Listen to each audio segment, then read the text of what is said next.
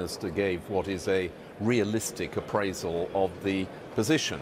Her agreement as it stood was rejected by the House of Commons by over 200 votes.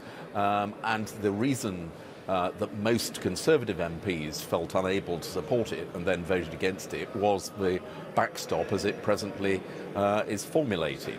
And the vote that we had on the Graham-Brady amendment demonstrated that if changes could be made to the backstop, in particular giving us an ability to leave it, then that could command a majority in the House of Commons. And I think the Prime Minister in her speech recognised that that is the reality. Yes, so she's talking about possible time limits or possible exit mechanisms, but she's not talking about getting rid of it altogether. Does that satisfy you? Well, no, because she's also talking about alternative arrangements.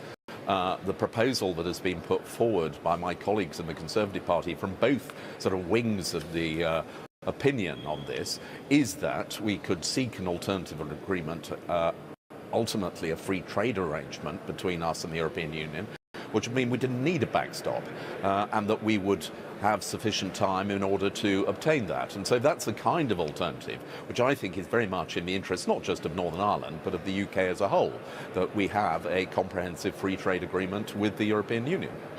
And so do you think the Prime Minister should be listening to the alternative arrangements working group in what it's coming out? I mean, the reason I suppose I'm pressing on this is that one of the lines in the Q&A after her speech was, "I'm not proposing to persuade people to accept a deal that doesn't contain that insurance policy for the future," talking of the backstop. So it sounds like she's imagining a future with an adjusted backstop.